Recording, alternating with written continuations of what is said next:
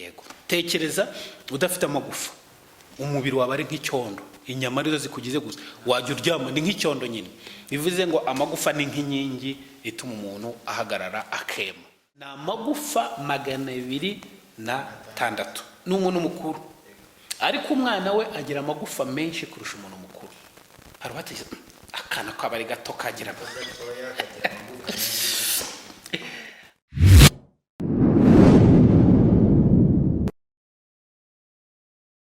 Reka twongere tubasuhuze bakunzi bacu bakunzi ba Great Maker aho muherereye hose mu mpande enye z'isi akakanya nakanya tugiye guharira ikiganiro kigendanye n'ubuzima bwacu kugira ngo tumenye uko ubuzima bwacu tuba tugomba kuburinda ingorane zarizo zose zitarimo zo umuntu aba yaravukanye.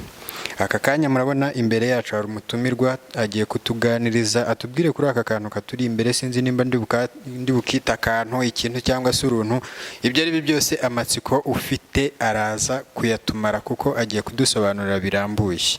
Reka ntangire mwakira atwibwire ubundi tuze gukomeza ikiganiro tumara amatsiko twese twamaze kumenyana. Murakoze cyane Great Maker ndetse n'abakunzi bose bakurikira Great Maker. Uyu umuntu yambaye no myambaro akaba afite aka gakoresho kenshi umuntu ahita atangira gukeka uwariwe nubwo batabizi neza.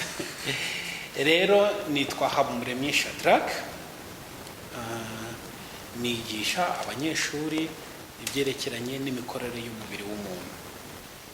Nejejwe rero nuko Great Maker yaje kudusura. Rero uyu munsi ndagira ngo koko nkuko yarabivuze mbasobanure ku cyo bita skeletal system cyangwa se urwungano rw'amagufa. Mbabwire se urwungano rw'amagufa ni iki, rugizwe n'amagufa, ese ni amagufa angahe, ese yo magufa afite ubuhe mumaro, ese ibintu nk'ibyo. Rero nababwira iki, ndakeka muraza kwiga byinshi. Deka namwe mbakire muri iri ishuri tugiye kwigamo tudatanze minerivare nyamara rikaba ari ishuri rigiye kutugirira umumaro. Deka sindibuze kumutwara umwanya munini ndagira ngo muhe umwanya atangira dusobanurira urwungano rw'amagufwa kugira ngo dusobanukirwe neza ese umuntu mukuru agira amagufwa angahe, umuntu mutoya agira amagufwa angahe cyangwa se twese tugira amagufwa amwe. Deka tujye mbere mu kiganiro. Urakoze cyane. Mbere na mbere kamaze mabwire ubundi umumaro w'urwo rungano rw'amagufa niki. Urwungano rw'amagufa cyangwa skeletal system nuwe. Kwiga ikintu kidafite umumaro ntacyo byabimaze nabyo. Hanyuma urwungano rw'amagufa icyambere nababwira ni rwo rutuma duhagarara tukema. Icyo ni icyambere. Watekereza udafite amagufa, ufite inyama gusa, umeze nk'icyondo, nyacyondo rwose. Ujye ubona inyama iyo bayivanye ku magufa y'itungo runaka bihita bijya hasi. Bivuze rero twaturi nk'icyondo. Bivuze amagufa niyo atuma iki duhagarara tukagira igihagararo runaka, niyo aduha indeshyo. Niyo mpamvu iyo umuntu amagufa yatakuze, niyo mpamvu aba afite ubumuga runaka abakera kwitega nk'ibikuri. Nuko bimeze. Ubu ni umwe mu mumaro umwe. Ikindi, amagufa ni bimwe mu birinda inzungano z'imbere mu mubiri. Tuvuge nk'inyama ziri mu gatuza, imitima, ibihaha birindwa n'aya magufa ya hehe ari mu gatuza.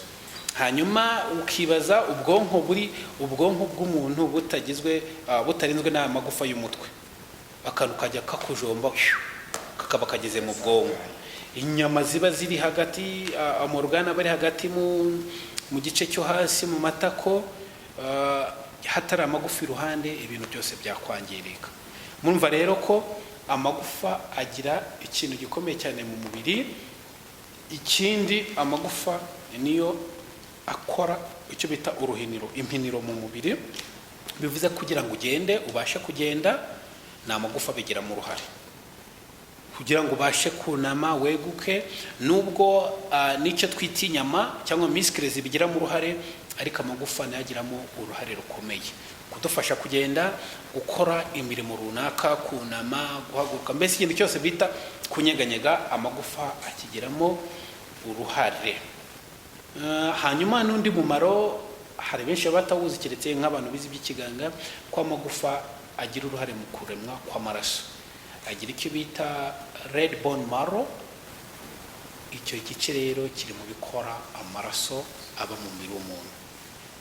Murakoze rero, muri make navuga ko ari umumaro w'amagufa. Hari n'ibindi ariko muri rusange uwo ni umumaro w'iki w'urwungano rw'amagufa cyangwa se amagufa muri rusange. Wari wanabajije utari ko sundi umuntu abagira amagufa ngaha. Icyo ni ikibazo cyiza. Hari ubwo umuntu aba yicaye ngo akavuga ngo se kareba ukuguru akavuga ukuguru kugizwe n'amagufa ngaha ntayazi, akaba yavuga ati umubiri ugizwe n'amagufa 100, umubiri ugizwe n'amagufa 1000. Oya, umubiri w'umuntu mukuru ugizwe n'amagufa 206. Hanyuma umubiri w'umwana ukagirwa n'amagufa 300. Icyo nacyo harabajye bakibaza, ni kubera iki umwana ashobora kugira amagufa menshi kurusha umuntu mukuru kandi ari akana? Iyo umuntu akiri umwana mutoya amagufa ye ntago aba yagafatanye yose. Reka dufate nk'urugero, ushobora gusanga mu magufa y'ukuboko rimwe, uko ku muntu mukuru riba ari rimwe, ariko ku mwana hari ubwo usanga umutwe n'igice cyo hasi cy'iryo gufa n'igice cyo hagati bidafatanye, bityo ugasanga bibazwe nk'amagufa angahe 3. Ariko igihe umuntu yakuze birafatana bikarema igufa rimwe. Niyo mpamvu iyo tuvuze ngo umuntu iyo ari umwana aba afite amagufa menshi kurusha umuntu mukuru. Twavuze ko umuntu mukuru agizwe n'amagufa angahe 206. Yego. Hanyuma rero kugira ngo dusobanukirwe neza uru rwungano rw'amagufa, tugenda tubicamo ibice kugira ngo byumve neza. Ibyo bice ni ibihe? Hari igice cyo hagati bita axioskeleton, hakaza n'icyo bita appendicular skeleton. Axioskeleton igizwe n'ahe magufa? Igizwe n'amagufa y'umutwe, ikagirwa n'amagufa yo mu maso cyangwa yo mu isura, ikagirwa n'amagufa yo mu matwi, ikagirwa n'urutirigongo. Hanyuma hari n'akagufa kandi kaba hafi yo ku ngoto bita hyoid bone. Hanyuma byose hamwe iyo axioskeleton ikaba igizwe n'amagufa 80. Ubwo niba tuvuze 80 kugira ngo abe 206 harabura amagufa angahe? 126. Ayo rero 126 akora icyo bita appendicular skeleton. Axio biva kuri axis. Axis ivuga nk'inkingi cyangwa pillar. Axis ari ibindi bintu bizenguruka. Hanyuma appendicular skeleton yo igizwe n'amagufa y'amaboko, amaguru n'andi magufa afatisha amaboko ku gihimba, n'andi magufa afatisha amaguru ku gihimba. Yego bantu. Tumaze kubona rero muri rusange ibice bibiri umuntu akatamo urwungano rw'amagufa kugira ngo abashe kuyamenya neza. Reka rero duhere ku cyo bita axioskeleton, cyangwa se bya gice cy'amagufa kigizwe n'umutwe, kikagirwa n'amagufa yo mu isura, kikagirwa n'amagufa y'urutirigongo. Ibyo n'akakagufa navuze ngo bita hyoid bone kari hafi y'ingoto. Ibyo nibyo tugiye kureba. Nababwiye ko ayo magufa arangahe ari 80. Ayo ni yagize axioskeleton. Hanyuma amagufa agize appendicular skeleton ugasigara ari angahe? 126. Hanyuma axioskeleton nayo ikatwamo ibice. Twavuze ibice bigize umutwe. Kuri ki muri axioskeleton ariko duhere icyo bita cranial bone igizwe amagufa y'umutwe, amagufa y'isura, tukagira ayo mu matwi, tukagira icyo bita hyoid bone, na akagufa kaba munsi, sibyo? Hanyuma rero axioskeleton yindi ni ikingiki vertebral column cyangwa se urutirigongo. Urutirigongo narwo turaza kurubona. Urutirigongo cyangwa vertebral column rugizwe n'amagufa 26.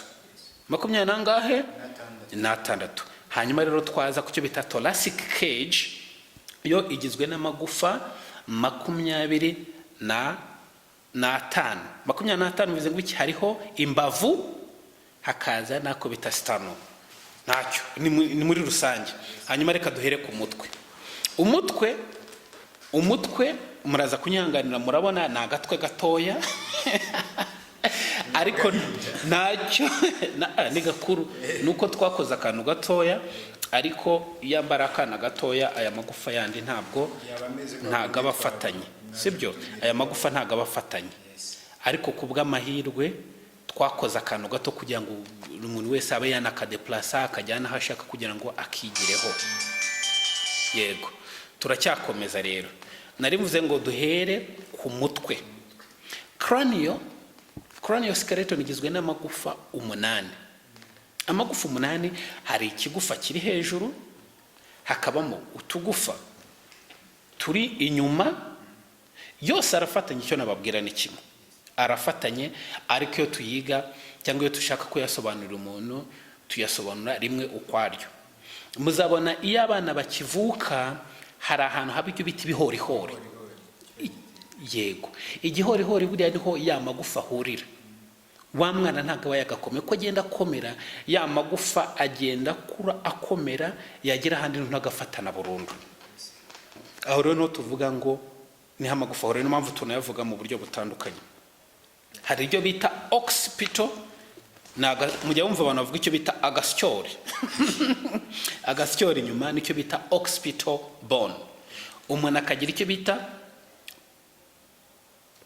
parietal bones ebyiri, akagira icyo bita frontal bivuze ni agahanga, sibyo? Hakaza icyo bita temporal bones. Temporal ni mu misaya, sibyo? Aho ni mu misaya. Hari icyo bita sphenoid bone, ava kuri temporal akajyamo imbere, ubwo ni ukugira ngo mbasobanure muri make ntabwo mwayabona. Hakaza icyo bita ethmoid bone, yo noneho azamo imbere kurusha hehe, kurusha yane nivuze ngo ni sphenoid bone. Ntacyo, ariko ari ingenzi nk'umuntu nagiye kwabwira byishuzi occipital, agahanga, igufa ry'agahanga, ukamenya icyo bita iyi ni frontal ry'agahanga, ukamenya agasyo ariko kitwa occipital, ukamenya temporal, amagufa ajya mu misaya, ukamenya icyo bita parietal, ari hejuru mu gice cy'umutwe ari kugana inyuma, abiri. Mwabyumvise? Aho ngaho botwaye impambi ihagije.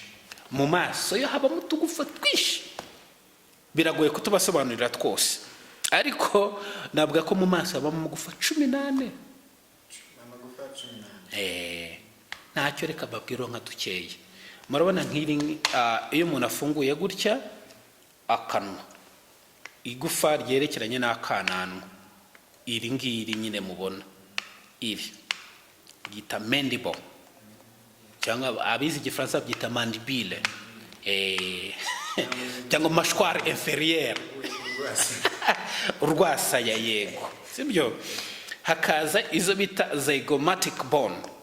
Utu mu kinyarwanda batwita iki? Amajigo. Hari ubwo umuntu avuga ngo afite ijigo n'utu ngutu babavuga zygomatic bone, sibyo? Hakaza bita lacrimal bone, lacrimal mu jisho mo imbere, icyo bita nasal bone, nozo biva ku zuru. Muri rusange utwo ngutwo twaba duhagije. Ukamenya mandible, ukamenya zygomatic navuze ni ikintu byerekeye amajigo ijigo. Hakaza nozo, ukamenya ko ari gufa ryerekeranye n'izuru. Hakaza icyo bita lacrimal bone, byerekeranye n'ihe mu jisho gusa. Mwibuke mu jisho ryo rigizwe n'amagufa menshi, za frontal ziraza zikaza mu kujisho, izo bita ethmoid ziza kujisho, sphenoid ziza kujisho. Bivuze ngo ho ijisho icyo bita orbit, iki kinogo cy'ijisho cyo kigizwe n'amagufa menshi.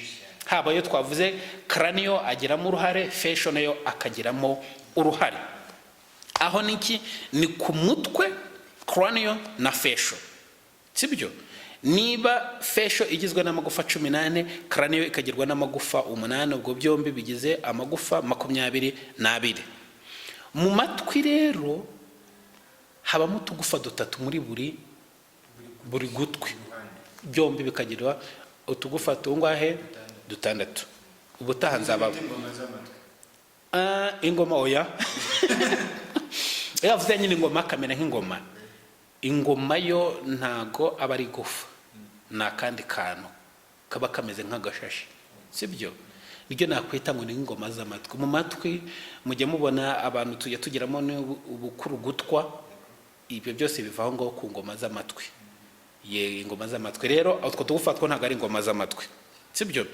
Yego, twagiye. Reka tukira aho ngaho wenda nze kubaza utubazo tw'amatsiko nifitiye. Hari igufwa ry'ijigo twabonye, sinzi nimba hari aho rihuriye na bya bindi bajya bavuga ngo umuntu afite amabinga, sinzi nimba ari ryo riba rituma umuntu agira amabinga.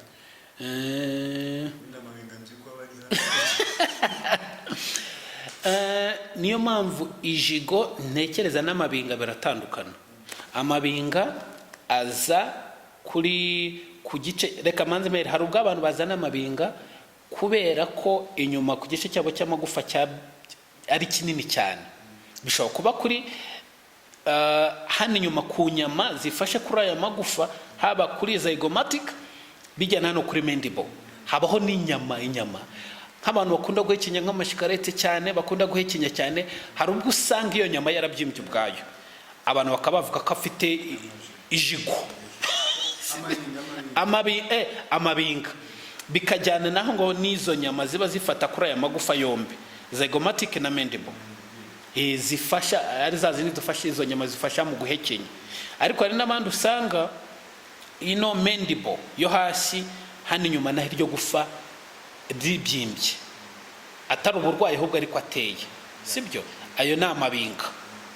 Hanyuma ikintu bavuze ijigo, ngafite amajigo. Kenshi amajigo yo agendana na zygomatic, ubu usanga agendana na zygomatic. Ariko nanone ntabwo nakwibagirwa n'abantu bakunda guhekenya ibyo bintu cyane, amashikarete n'ibindi bintu, gukunda guhekenya cyane. Ubundi twamaze kubona ko amagufwa y'umutwe afatanye, ariko rimwe na rimwe wenda nk'ibyo tujya tubona umuntu yagize ikibazo cy'ubwonko bagafungura mu mutwe, iyo bagiye kumubaga mu mutwe bigenda gute? Icyo ni ikintu noneho tugiye mu kuvura, ntabwo tukiri kwiga ya magufa gusa. Aho ngaho hari ibikoresho byabugenewe, aya magufa birayakeba, sibyo? Bakuraho uruhu birumvikana, hanyuma hari akamashini gakeba amagufa. Bitewe n'aho ikibazo umuntu agifite, bashobora gukeba igice cyose cyo hejuru bakakivanaho bakagera ku bwonko, sibyo? Nuko anga tutagafungura, ariko hano harimo akarongo, urebye neza ushobora kukitegereza, karagaragara. Ubwo kagaragara rero ahanga bashobora kukifashisha bakahabaga, bakagira bate, bakafungura ubwonko. Bashobora no kureba inyuma, ndi nabwiye cross put, no bashobora kuhabaga bakahaca. Hari utumashini twabugenewe, niba ujya ubona uko bakata ibyuma, na hano ni gufa rwose mu kubaga bakoresha ibintu bigakata, rwose bigakata ku buryo ushyika ku bwonko mu buryo bworoshye. Yego.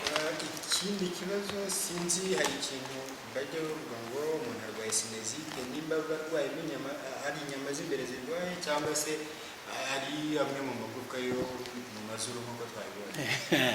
Hanyuma ano magufa cyane ayo navuze ngo ni facial bones, ayo magufa ntabwo aba agomba kuba ari amagufa aremereye, abafitemo rero imyengemo imbere. Hano urabona ka skeleton nta nubwo twaribaga ngo turebemo imbere, ariko ndabibasobanura mu byumve. Aho rero mo imbere haba harimo umwuka, aho haba harimo umwenge, ubundi umwuka niwo ujyamo mu busanzwe. Nibyo bidufasha kugira ijwi ryiza n'amagufa y'isura kugira ngo yorohe, kugira ngo isura y'umuntu itaremera. Rero abantu bageze nka icyo bita infection z'ubuhumekero inshuro nyinshi nizivurwe, ubusanga bya bice bizamo ibintu bimeze nk'ibikororwa cyangwa nk'amazi, ubona bimwe biza mu mazuri bimyira abantu bikiza, ugasanga byagiye muri ya myenge y'iki y'amagufa y'isura. no rero umuntu uvuga ngo yagize sinusitis cyangwa sinusite, yego nuko biba byagenze. Twakomeje rero, twari tumaze kubona amagufa y'umutwe n'ay'isura, facial bones na cranial bones. Tugiye ku cyo bita na auditory bones twazivuze, ariko kubw'amahirwe make ntago wazibona, yego ntago zigaragara. Katwigire ku magufa icyo bita thoracic cage. Navuzwe ko thoracic cage imbere ko igizwe n'amagufa 25. Hari rimwe ryo hagati, iri ryo hagati ryitwa sternum cyangwa se sternum, niryo neza mu gatuza, niryo gufa rihagarariye ayandi, niyo urufashe uraryumva. Hanyuma kuri buri ruhande hakabaho imbavu. Imbavu ziba ari 12 kuri buri ruhande, niba mutari mubizi. Umuntu twese bakuru n'umwana ariko abazifite, nubwo tuba tworohereye. Imbavu 14 kuri buri ruhande, bivuze 14 kuri buri ruhande, yose hamwe kaba 24. Imbavu zikaba 24 naka ko hagati. Hanyuma mbasobanurire gakeya mu mbavu. Urubavu rwa mbere ruba ruri munsi y'iri gufa, turaza kurigeraho iri gufa. Iri gufa rwose ubona ugifata hafi igice cy'agatuza, iri gufa riri hejuru, iryo urubavu rwa mbere ruba ruri munsi yaryo neza rwose. Hakaza imbavu 7 za mbere, 1, 2, 3, 4, 5, 6, 7, mu kiganga tuzita true lips, cyangwa bivuze ngo ni imbavu nyazo. Bivuze ngo izindi si imbavu nyazo, ariko tuzita true lips kubera ko ziraza zigafata kuri ya sternum, sibyo? Ziraza zigafata kuri kakagufa k'imbere bita sternum, niyo mpamvu zitwa imbavu nyazo. Hakaza n'izindi mbavu 1, 2, 3. Izi ngizi zikitwa false lip. Bivuze ngo ni imbavu ariko ziri false, zitari zo nizo ariko vuga ngo ziri false, cyangwa zitari zo nyazi 100%, reka mbyite gutyo. Zo zitwa false kubera zo zitaza uwo mwanya ngo zifatishe kuri sternum, ahubwo ziraza zikaza zigafata kuri urubavu rwa 7, akaba ari rwo ruzijyana hehe kuri sternum. Hanyuma hakaza n'utundi tubavu 2 tuba turi hasi, yego. Utundi tubavu tuba turi hasi twitwa floating lips.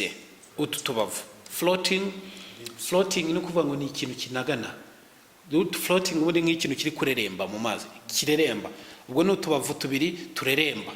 Impamvu avuga ngo turareremba, nta na hamwe two nta naho byibuze tugira ngo dufashe kugira ngo tujye hehe kuri rya gufa ry'imbere bita sternum. Niyo mpamvu bazita floating lips. Mwibuka 7 zo hejuru zitwa true lips, 3 zikurikiraho zikitwa false lips, hanyuma 2 zikurikiraho zikitwa floating lips. Hanyuma za mbavu 12 hano zikuzana zimwe 12 zikaba 24. Hanyuma rero izi ngizi mukibuka hari 7 ziri true, 3 ziri false, n'2 ziri floating lips. Yego, ngaho rero iyo bita thoracic cage cyangwa icyo bita cage thoracique.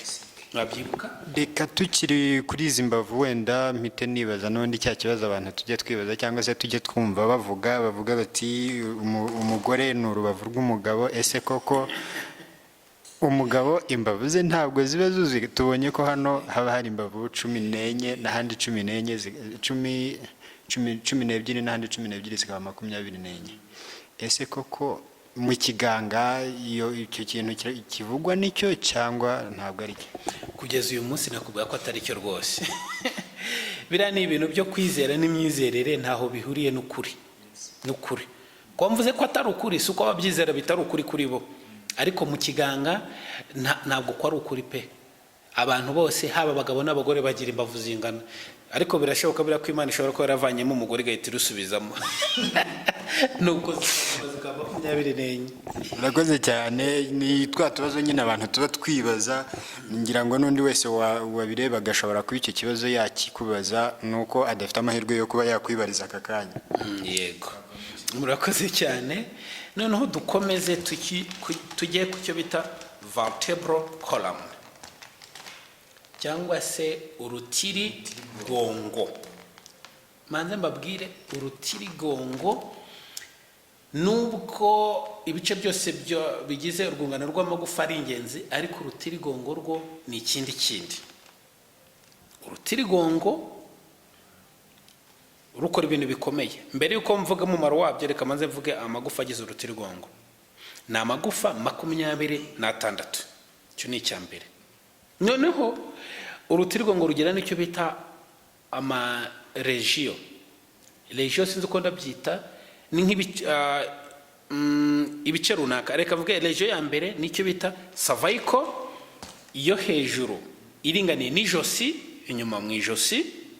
Hakaza icyo bita thoracic, biringaniye n'iki, thoracic ni igihimba. Hanyuma uravuze neza ngo imbavu ziri mu bice bigize thorax. Hanyuma hakaza icyo bita rw'amba, biri inyuma mu gice kiringaniye n'inda ariko hagana inyuma, igice cy'umugongo cyo hasi. Hakaza icyo bita sacrum, hakaza nako bita coccyx, ni nk'umurizo. Hanyuma reka duhere rero kuri regio yo hejuru cyangwa cervical region. Regio cervical cyangwa cervical region igizwe n'amagufa 7. Ayo magufa nyine ntago nzi ko nabyita mu Kinyarwanda, ariko buri urutirigongo rugenda rugizwe n'utugufa dutandukanye, buri kamwe kageretse ku kandi. Yego, niyo mpamvu ubona umuntu ashobora kunama bigakunda, agahengamira uruhande bigakunda. Atari amagufa yose afatanye y'urutirigongo, reka da umuntu yajya bahagaze nk'igiti, birumvikana. Rero no mpamvu amagufa abagize ate atandukanye. Yego, rero igice cyitwa cervical region cyangwa regio cervical igizwe n'amagufa 7. Iyo ukoze inyuma, igice kiringaniye n'intugu inyuma, akagufa kaba kumvikana cyane k'inyuma niko ka 7. Ubundi utirujya no kubara ibintu birebire, ako kagufa kaba gaturumbutse inyuma kurusha utundi, niko kagufa ka 7 ubaze uhereye hejuru. Hanyuma mpere kuri two hejuru 2 natwo ntuvugeho tw'ingenzi 2, nitwo ako hejuru n'akandi bikurikirana, nibyo bikorana n'ikintu umutwe. Yego, tugira amazina yabyo. Hari iyo bita atlas na axis mu ndimi z'amahanga. Iyo atlas niyo igira iki, ikorana n'iki, n'umutwe. Niyo rero iberaho icyo bita yes and no movement. Yes movement niyo kuri atlas niki n'umutwe. Niho uzunguriza umutwe uvuga uti yes, uzamura umutwe. Ndaza kubereka mu kanya. So hakaza axis, hono none uvuga no, ujyana iburyo n'ibumoso. Aho ayo magufa yombi ahurira haba ihuriro ryo bayita atlanto-axial joint. Nuvugira no, sibyo, ujya iburyo n'ibumoso. Yego, wegura cyangwa se umanura umutwe. Murabyumva neza. Yego, hanyuma utwo tugufa 7 tugize iki, cervical region. Hanyuma hakaza icyo bita thoracic region, nayo igizwe n'amagufa 12. Ya magufa 12 mbabwire kenshi agendana n'imbavu. Ngo bivuze cyagiye mitamyemera, kuko ayo magufa niba ari rya mbere rijyana n'urubavu rwa mbere mpaka kumanuka kugeza kuri 12. Mukibuka ko twavuze ko n'imbavu n'ubundi ari 12 kuri buri ruhande, n'aya magufa ya thoracic ni 12. Ntago ndayavugaho byinshi cyane. Hanyuma nkamanuka nkajya hepfo kuri lamba, nayo igizwe n'amagufa 5. 1 2 3 4 5. Nabyumvise. Hanyuma hakaza icyo bita sacrum. Sacrum mu by'ukuri nayo ubwayo ni amagufa afatanye ariko ari menshi. Ni nka wa mutwe twavuze, amagufa bafatanye ariko tuyabara nk'amagufa atandukanye. Na hano rero igizwe, sacrum igizwe n'utugufa dutanu ariko dutandukanye. Hanyuma hakaza hano akarizo, ntabwo ari aka nako twashyizemo kugira ngo kajya kadufasha iki kintu, ariko haha akantu bita akarizo. Ni nk'akarizo, aha hano karagaragara,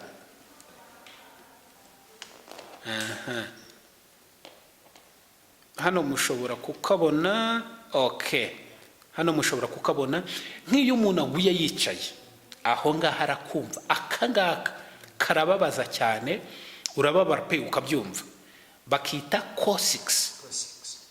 Yego, ntabwo mu kintu sinzi uko nabyita, n'akarizo ubwo. Coccyx niko iyo uguye karababara cyane. Mwabyumvise rero. Bakoresha igifaransa ndakeka ariyo bita coccyx. Okay, nguko rero ngayo amagufa agize iki, urutirigongo. Hanyuma nari nababwiye umumaro w'urutirigongo. Kimwe mu cyo navuze ni urutirigongo nirwo rutwemerera kunama, kweguka, sibyo? Ikindi, urutirigongo nirwo rudufasha kugira ngo nk'ikintu umuntu yikoreye ku mutwe, ibiro byabyo by'icyo kintu amaguru abyikorere. Ibyo bigomba guca mu rutirigongo. Udafite urutirigongo ntago byakunda, ntago byashoboka. Ikindi, urutirigongo nubwo twavuze umumaro muri rusange wa urwungano rw'amagufa, ariko urutirigongo ubundi niyo nkingi y'umubiri w'umuntu. Cyane cyane mvuze ku gice cyo hejuru y'amaguru niyo nkingi. Bivuze urutirigongo rudahari, amagufa yose yo ku gatuza ntaho yafata. Umutwe wafata hehe, amagufa y'amaboko yafata hehe, ibyo byose ntaho byafata urutirigongo rudahari. Hari ikindi cy'umumaro gikomeye hagati mu rutirigongo. Ubundi ayo magufa ageze urutirigongo habamo umwenge mo imbere. Uwo mwenge ucamo igice kiva ku bwonko. Mu ndimi z'amahanga babyita spinal cord, cyangwa mu gifaransa babyita rw'amagufa. Ndakeka niba ntibeshye. Yego, spinal cord iyo ni igice gihuza umubiri wose n'ubwonko. Hanyuma rero ubwo cyaca hehe atari urwo rutirigongo ntaho. Impamvu uzumva nk'umuntu yagize ikibazo ngo yacitse umugongo, ukumva ngo ari ibice runaka bidakora. Tuvuga umuntu niba yacitse umugongo acikiye mu gice cyo bita ramba, ugasanga amaguru yabaye paralize, ntiyihagarika ngo abyumve amenye ko yihagaritse, ibyo cyangwa akituma ntamenye ko yitumye, umenya ko cya gice cy'imbere cya moelle épinière cyangwa spinal cord mu rutirigongo nayo yagize iki, yangiritse, yacitse. Bivuze rero urutirigongo ni kimwe mu bice by'umubiri w'umuntu by'ingenzi cyane cyane kandi cyane. Twagiye rero, ubwo bihise bituma ngira ikibazo cy'amatsiko ku kigendanye n'ukuntu bajya batera ikinya, nimba ari ngo anesthésie générale. Hari igihe nigeze kubona umuntu ndwarije umuntu kwa muganga, mbona bamuteye urushinge muri ya moelle épinière. Sinzi nimba ariyo ihita ituma umuntu afatwa na cya kinya kiri général. Gatoya, ntabwo ntekereza ko ikinya batera bateye aho ngaho hafi kuri spinal cord, nubwo badatera muri spinal cord mo imbere, ntabwo icyo kiba general, kiba local. Nk'abagore bagiye kubyara kenshi no babatera, hanyuma ibice byose byo hepfo ntibyumve. Ubundi kenshi anesthésie générale bagukiza mu mwuka bakagutera, sibyo, cyangwa bigaca hehe mu maraso. Wabyumvise? Ariko ntago batera muri ya spinal cord cyangwa moelle épinière. Iyo moelle épinière igizwe nayo n'uduce twizenguruka tuyiprotege. Ni ibintu birebire byo byajya mu byo bita muri departement yo bita anesthesia, anesthesiology. Bivuze rero ho hari ibice bizenguruka, hari ibyo bita pia mater, ibyo bita dura mater, arachnoid mater. Aho ngaho muri ibyo bice ntago nakubwira neza 100% ngo ne batera, ariko no muri utwo duce. Hanyuma ibice byo hepfo byose bikaba paralyze na anesthesie locale yo ngiyo, sibyo? Okay, twagiye rero ubwo tukaba turangije icyo bita axioskeleton. Yego, ninavuze ngo axioskeleton ngizwe n'amagufa 80. Tugiye kwiyo yindi rero ya nyuma yo iranoroshye nubwo igizwe n'amagufa menshi 126 ariko ibyayo biroroshye cyane, biroroshye guhita umenya ayo magufa. Hari ibyo bita upper limb cyangwa se amaboko muri rusange. Hakaza icyo bita shoulder girdle. Shoulder girdle ni ngibi igizwe n'iki? N'utu tugufa, hari navuze iri gufa rimwe riri hejuru y'urubavu rwa mbere. Yego. Katumanze duhere kuri ibyo ngibyo. Duhere kuri girdle cyangwa pectoral girdle. Hari abayita pectoral girdle ariko navuga shoulder girdle. Pectoral girdle hari icyo bita clavicle cyangwa clavicule, ni irigufa riva hafi ku gice cy'urutugu rikaza hagati mu gatuza, nibyo bita clavicle cyangwa clavicule. Hakanyuma hakaza irindi inyuma baryita scapula, mu gifaransa baryita omoplate, simbizi birashoboka ariko muri angana nize mu cyongereza ni baryita scapula. Ahangaho ni amagufa angahe? Abiri muri iki gihande n'andi abiri mu rundi ruhande. Izo nizo bita pectoral girdle, abiri. Hanyuma tujye kuri upper limb, nyine iki gice cyo hejuru. Upper limb nayo igizwe n'amagufa 30 ku ruhande rumwe n'andi 30 ku rundi ruhande. Yego, 30 ku ruhande rumwe n'andi 30 ku rundi ruhande. Kamere kuri iri ryo hejuru ryo mu kuboko neza hejuru baryita humerus mu gifaransa cyangwa humerus mu cyongereza. Hakaza andi noneho aza mu gice cy'ukuboko cyo hepfo urenze inkokora. Tuvuga hari gufa ryo hejuru mu kuboko ukaza ugaca mu nkokora ukamanuka ukajya hehe mu kuboko hepfo. Mu gifaransa babyita avant-bras, mu cyongereza bakabyita forearm. Yego. Rero muri forearm habamo amagufa abiri. Mu gice cy'ukuboko cy'imbere hano mbereke neza hagati y'ikiganza n'inkokora. Yego. Nacyo hagati y'ikiganza n'inkokora ubundi habamo amagufa reka ndeke kujya mu kiganza, hejuru y'ahangaha y'ihuriro ry'ikiganza n'ukuboko kuzamura ukagera mu nkokora habamo amagufa abiri. Mu gifaransa hariyo bita radius niyo bita cubitus. Mu cyongereza tubyita radius na ulna. Ubwo abayatatu humerus, radius and ulna. Kumenya haherereye radius yegere iri ku ruhande rw'igikumwe. Yego. Numenye uti radius iba hehe? Iba ku ruhande rw'igikumwe. Hanyuma ulna ikaba ku ruhande rw'agatoki kagahera. Hanyuma rero hagati y'ayo magufa abiri n'ikiganza mu ntoki n'intoki habamo naho turi tugufa twinshi, utugufa 8. Yego, babwita scapula.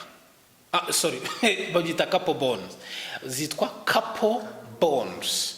Mu gifaransa sinzi nuko batwita. Couple bones 8 kuri buri ruhande. Bivuze ngo hano hari 8 no ku kindi gice ni 8. Hanyuma rero twava kuri twungu tukajya mu magufa y'intoki. Mbere yuko tujya amagufa y'intoki ariko harari hagati mu kiganza mindani hama amagufa 5 birumvikana agendanye n'intoki. Iryo ku gahera, iryo ku rutoki rw'impeta, ku rutoki rwo hagati, haryo bita index, hakaza noneho nayo ku gikumwe. Iyi ni 5. Hakaza izo bita phalanges. Phalange mu gifaransa, les phalanges yo abari 14. Igikumwe kigira 2, hanyuma izindi zose zikagira 3. Igikumwe ubona ko ari kigufi n'ubundi. Gifite rero tugufa 2 muri urwo rutoki harimo 2, mu gihe mu zindi ntoki zigiramo tugufa 3. Tukaba 14 mu ntoki. Ayo niyo magufa rero agize icyo bita upper limb cyangwa se icyo mu kinyarwanda twita ukuboko muri rusange.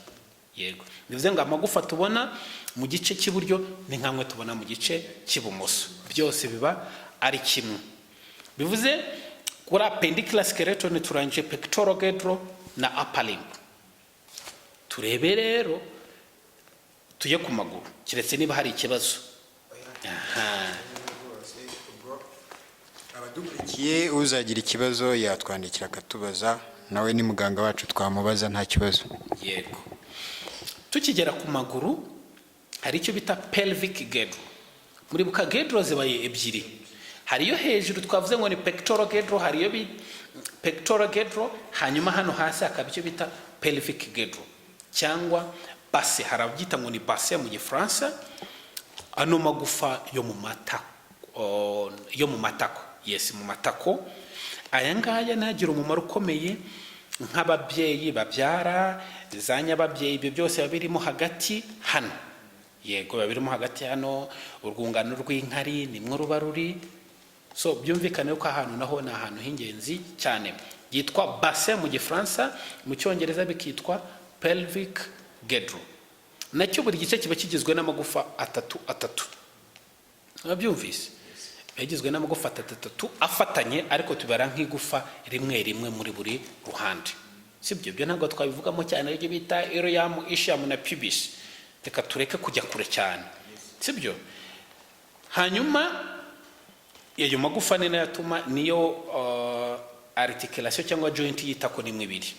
Iva muri rya gufa rimanuka mu kuguru hamwe naho ngaho mu matako. Iyo articulation bayita hip joint.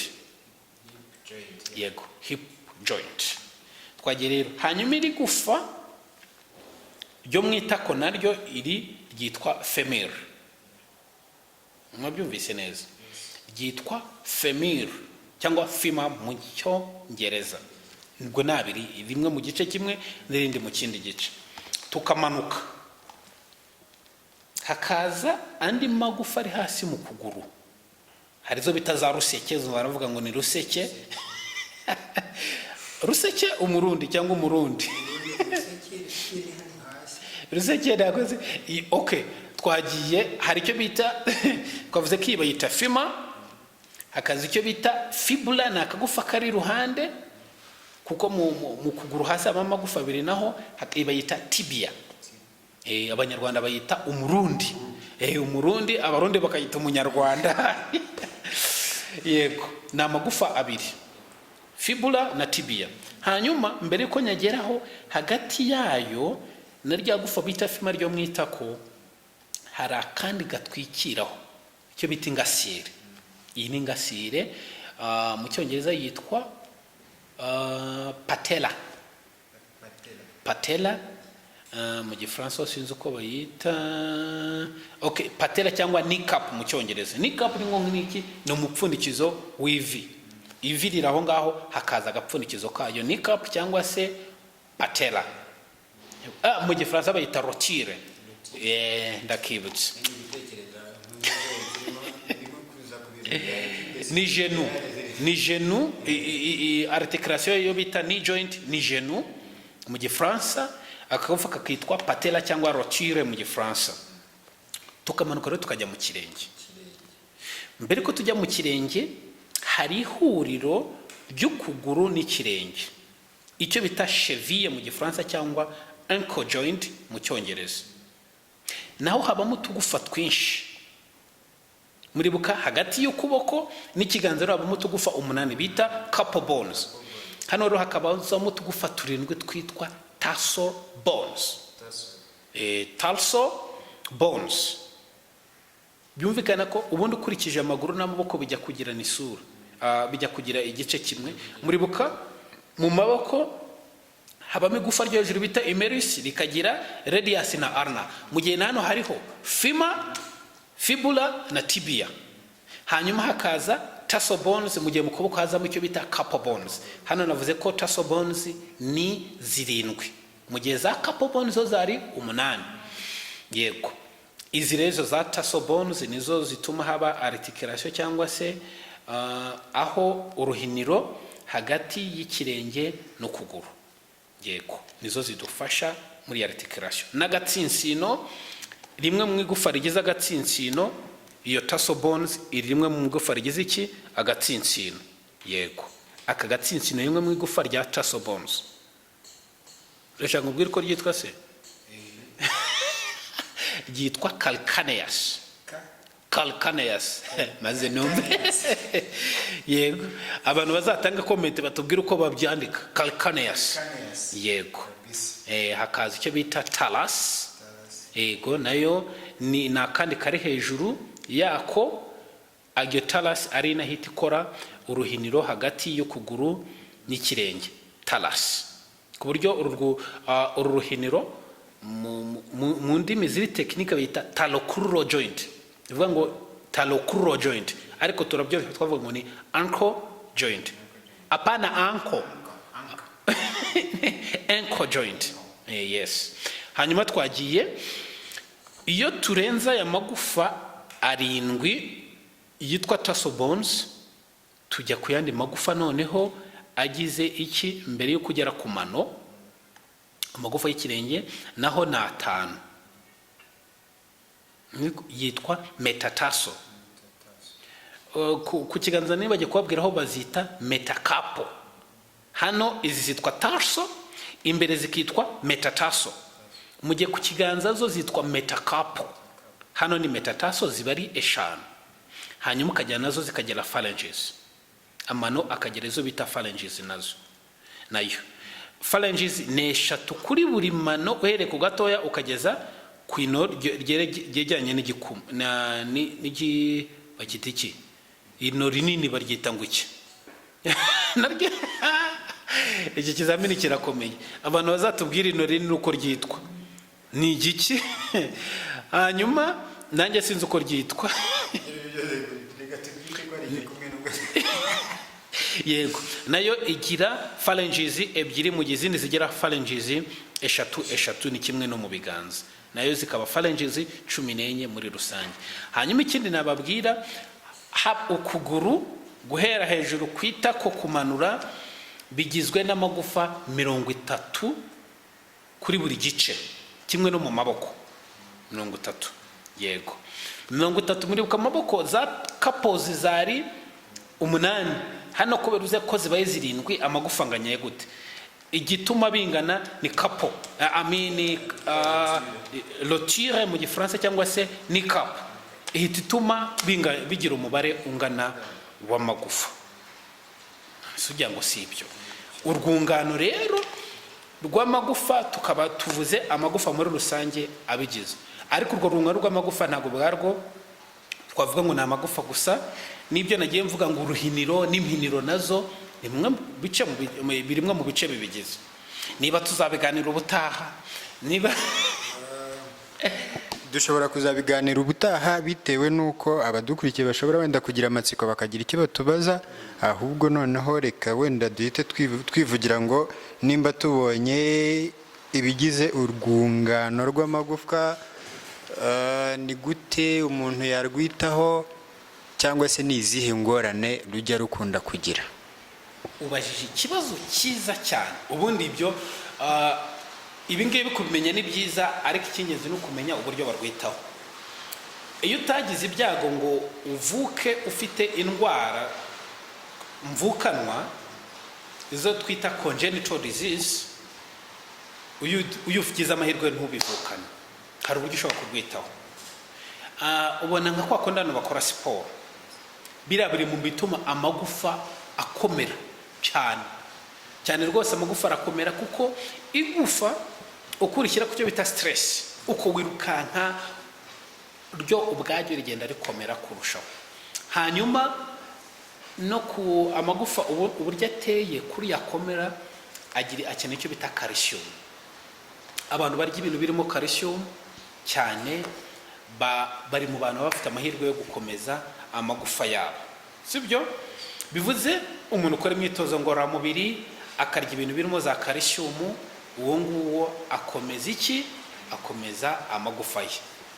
Yego, iby'imirire rero hari abantu bashinzwe imirire bashaka kubabwira ibiryo birimo za calcium, ariko ndakeka abanyarwanda baba babizi, buriya baba banabizi, bazi calcium ni iki, iva muri ibi n'ibi cyane. Usasanga nk'ibintu byo mu byerekeranye n'amata birimo za calcium, bazakubwira kera hari n'abantu bazi biriya nka bya bishishwa by'amagi ko bimo calcium cyane, hari n'ababyirira rwose, sibyo? Hamo calcium, reka mbe mvuze ibyo, ariko calcium tuzibona mu bintu byinshi, ariko ibintu byerekeranye n'amata bimo calcium, icyo cyo ndagihamya 100%. Yego, hanyuma nari mvuze uko niko ushobora kubyitaho. Kora siporo, rya ibyo bintu birimo ka calcium, ndetse niyo bibaye ngombwa hari n'abantu bafite icyo bita food supplement, inyunganiramirire, ugasanga n'utuntu usanga abantu bagura tuba turimo calcium gusa nta kindi kirimo. Barya bafata ibi byo kurya runaka bibamo calcium, bakavanamo calcium yihariye, umuntu akajya birya kugira ngo bimufashe gukomeza amagufa ye. Yego, ubwo nubwo buryo wabyitaho. Wakwita rero ku rwungano rwawe rw'iki, rw'amagufa. Yego, hari ikindi se? Nabajije nti mu buryo bwo kubyitaho urabutubwiye, ariko noneho reka tubaze ngo ingorane rujya rukunda kugira. Yego, urakoze cyane. Icyo ni ikibazo cyiza. Nanone mbisubiremo, ingorane rugira. Iyo uvuze ingorane ubundi kenshi ni uburwayi. Ushatse kuvuga ni ubuhe burwayi urwungano rw'amagufa rugira? Hari ikintu nari mvuze mu kanya ko hari indwara bita congenital disease cyangwa les maladies congénitales. Ni indwara umuntu avukana. Uzabona umuntu avuke agire ubumuga bwo kudakura mu kintu kera babitaga ibikuri. Ni indwara aba yaravukanye. Bivuze ngo icyo ntacyo urakora kugira ngo ukure. Ariko mu bihugu byateye imbere hari ubwo bagutera imisemburo bigatuma ya magufa yawe agira iki, aba maremare. Ariko icyo ni ikibazo umuntu ashobora kuvukana. Hari ikibazo ushobora kuvukana ugasanga amagufa arorohereye akajya avunika mu buryo bworoshye. Wanyeganyega gato ya magufa akavunika. Mu ndimi z'amahanga babyita osteogenesis imperfecta. Osteogenesis imperfecta ntabwo twabijyamo muri detail, ariko hari agira izo ndwara nk'izo, yanyerera gato amagufa akaba aravunitse, yakora akantu runaka amagufa akaba aravunitse. Ibyo ni ibibazo umuntu avukana. Yagiterura igufa rikavunika. Ibyo ni ibibazo biriho. Hari ibindi abantu bavukana ugasanga ingingo ntizi. Urabona abandi niba ingingo mu mpiniro hakora, ugasanga umuntu avutseho mu mpiniro hafatanye. Nabyo bivaho. Aribyo bita ngo ni arthrogryposis cyangwa arthrogrypose. Ni indwara nyinshi. Izo ni terima abaganga bakumva.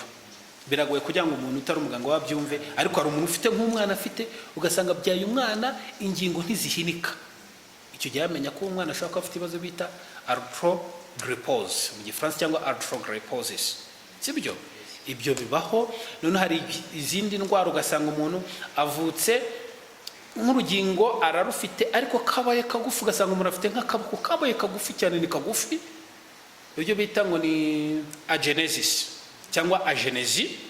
Ugasanga umuntu avutse nta kaboko afite, cyangwa ugasanga avutse igufa ryo mu kuboko ntaryo afite, urugero akaba afite ikiganza ariko igufa rindi ntaryo afite.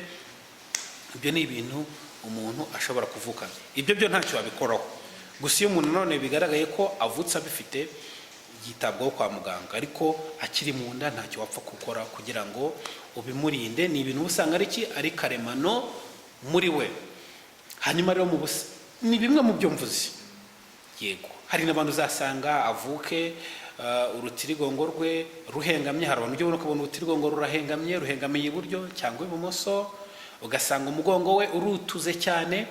So buri gice nacyo kigira umwihariko.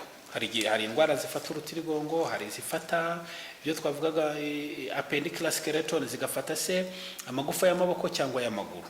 Yego, hari akantu njya nkunda kubona, ukabona nk'umuntu agenda ahese ibitugu cyangwa se akagenda yareza agatuza. Sinzi nimba biba biterwa n'uko uru rwungano wenda ruba rwaragize ikibazo, cyangwa se ari biterwa n'uko n'ibintu asanzwe akora, wenda nimba igihe cyose aba akora akazi ke yunamye. Sinzi nimba hari aho bihurira. Yego, icyo kintu ubajije ni ingenzi cyane. Hari ubwo bumuga umuntu ashobora kugira, reka mbyite n'ubumuga, ari we wagiye abyikururira kubera kutamenya, hakabaho n'ibiza nyine kubera uburwayi runaka. Urugero, hari umukobwa agashaka kugenda yegutse yerekana amabere, utubere twaje. Iyo urebye rwa rutirigongo, cya gice twavuze ngo ni lumbar area, cya gice bita lumbar area, ndongera nkibereke neza, cya gice cy'urutirigongo aba ameze nk'uri kugiheta akijyana inyuma. Yego, ashaka nyine agatuza yakareze, ariko icyo gihe ashobora uko agenda agira akamenyero ko kubikora, ashobora kugira icyo bita tubyita ngo ni lordose cyangwa lordosis, ramba lordosis. Bivuze icyo ni umuntu warabyiteye kubera kutamenya akagenda bigenza gutyo, akaba basore akagenda yahise intugu. Yes. Uko iminsi ishira ibishobora kuviramo ubwo bumuga, akagenda ameze gutyo rwose. Bivuze ibyo byose bituma iki? Bifata kuri colonne vertebrale cyangwa se vertebral column rwa rutirigongo. Bivuze rero hari ushobora kuza akaba ari indwara, yego, ariko hari nubwo umuntu ashobora kubyitera ku giti cye. Nicyo ngicyo nabikubwiraho. Kuri rwa rutirigongo mubwiye rero navugiye ko hari ubwo umuntu ushobora gusanga urutirigongo ruhengamiye iburyo cyangwa ibumoso. Cyane tuvuge hari nk'umuntu ushobora kuba yikorera ibintu biremereye cyane ku gice runaka cy'umubiri, ku kuboko runaka cyangwa ku rutugu runaka. Uko umuntu agenda abikora kenshi, nk'abantu baheka ibikapu biremereye akakunda kubiheka ku gice kimwe cy'ukuboko, hari ubwo akenshi usanga umubiri uhengama, ugasanga hengamiye uruhande rumwe cyane. Bibaho rwose. Yego. Bivuze rero ni byiza niba nk'umuntu yikorera ibintu biremereye ku gice runaka ariho akunda kwikorera, akajya ahindura n'igice kugira ngo hazemo balance, ntahengamire iburyo cyangwa ibumoso. Yego, wabyumvise rero. Hanyuma hari n'ibindi bibazo umuntu ashobora kugira. Hari nk'abagira ibibazo ukabona umuntu agenda icyo bita imitego. Imitego ishobora kuza mu buryo bubiri. Ishobora kuza yarahereye mu mavi, mu ruhiniro rw'amavi, ugasanga uruhiniro rw'amavi mu mavi, amavi yitunye ajya mu mpande, ugasanga agize imitego uhereye aho ngaho. Cyangwa ugasanga se ni amaguru yo hasi, amagufa yo hasi mu kuguru ariyo yagize ibibazo. Ibyo bibazo ntabwo ari ibintu wanavuga ngo warinda, ni ibintu bishobora kuza gutyo. Cyane cyane ko nk'ayo magufa yo hasi ashobora kuba afite calcium nkeya cyangwa ubundi burwayi afite mu mubiri we, bigatuma amagufa ye agira icyo bita iyo mitego. Hari ubwo umuntu atagira imitego, none ugasanga noneho ya magufa amavi aragenda agongana akoranaho. Hanyuma ibyo urumva noneho biratandukanye cyane. Mbivuge nk'iyo abana bakiri bato, hari abana bakunda kwicara yicariye ibirenge, ariko ibirenge bireba mu mpande. Hari ababyeyi bakunda kubona abana bicaye ko ibyo bintu bishobora gutera ibibazo, ariko biba byiza iyo umwana yicaye ubwo ibirenge akabizana hagati, no kwa kundi abashinwa bicara iyo bari gukina imikino njyarugamba yabo.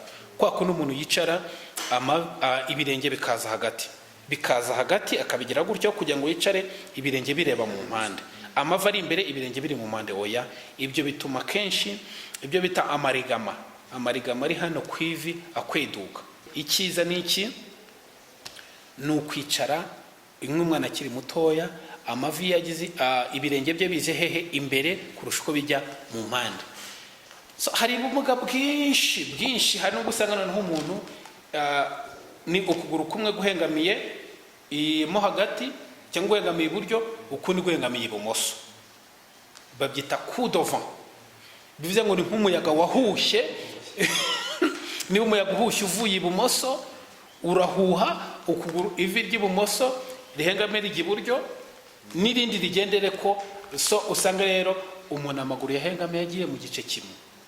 Bivuze rero hari ubumuga bwinshi bushobora kuza ku magufa, ibibazo byinshi cyane. Niba atari ibyo rero, urwungano rwacu rw'amagufa twaruheba. Twarwica tubishaka, ariko nta bwoba. ngira ngo wenda ko kuri uru rwungano hari n'abajya bajya inama z'uburyo umuntu yakwicara. Ko nibuka niga muri ndumva ari muri primaire, hari indwara batubwiraga umuntu ashobora kurwara bitewe n'uburyo ahora yicaye, cyangwa se nimba arizo ziriya za iriya lordose wavuze, ngo lordose, sifose, nimba kandi ngo ni scoliose, bitewe n'uko umuntu asanzwe yicara muri rusange. Urakoze cyane. Icyo ngicyo kenshi mu kwicaraho bigira ingaruka mu gice cy'urutirigongo cyane. Urutirigongo, reka mbivuge urutirigongo, handi nababwiraga n'ubundi nk'umukobwa ashobora kugenda ameze nk'ugaramye. Umukobwa usa n'ushobora kubyigana, ariko nk'iyo wicara nabi ukicara noneho uhora utuza umugongo, noneho ntago biba lordosis, uzana icyo bita kyphosis. Noneho ni ikinyuranyo cya yayindi, noneho mu mugongo umeze nk'uri kuhatuga uhajyana inyuma.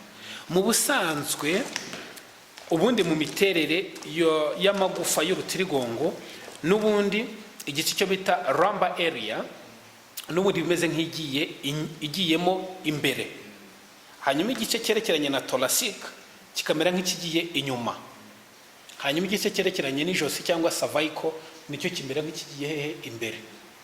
Bivuze rero nk'umuntu wicara atunnye umugongo kenshi cyane yangiza icyo bita lumbar area akanangisha na thoracic, rero abafite ibyago by'ibyo bigira icyo bita kyphosis.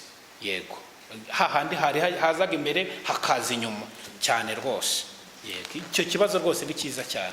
Bivuze rero nk'umuntu wicara ku ntebe idafite akantu gafata umugongo we wo hasi aba byinshi cyane, nk'abo bantu navugaga bakora akazi bicaye, ugomba ukagira n'agasego. Niba intebe yawe idateye neza, shaka agasego urajya ushyira inyuma ku rutirigongo.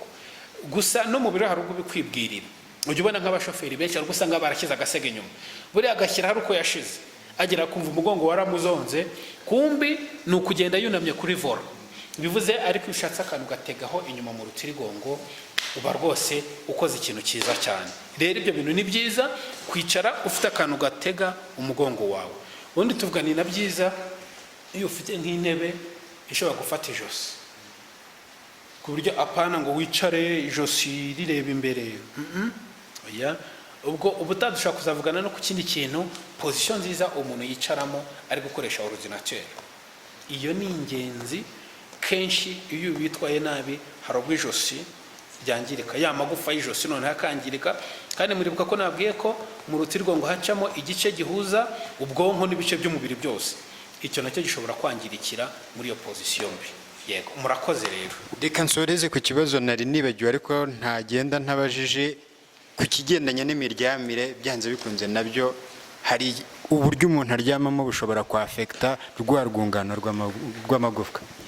Urakoze, icyo kintu ni cyiza. Noneho ku by'imiryamire kenshi umuntu azabikubwira ni umuntu arwaye umugongo, hari uburyo runaka aryama umugongo ukamuzonga, yaryama uburyo runaka akumva umugongo uroroshye, sibyo? Icya mbere ugomba kumenya ikintu uryamaho kimeze gute.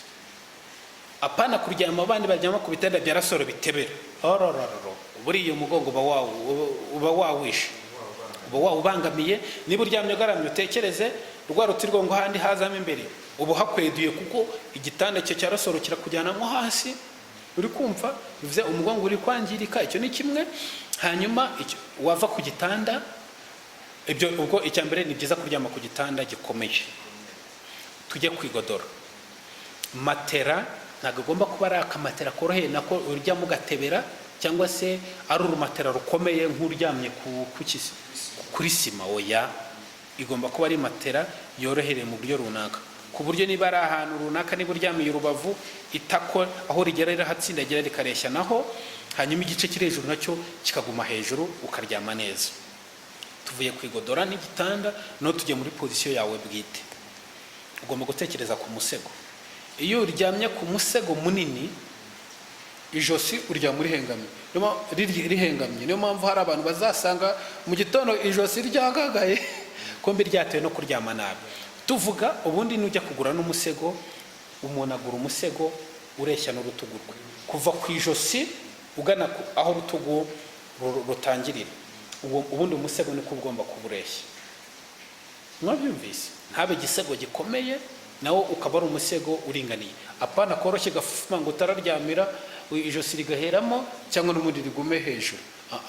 Umusego woroheje mu buryo budakabije, hanyuma ureshya n'iki n'urutugu, uburyo bitari bwangize ijosi. Iyo ni position imwe.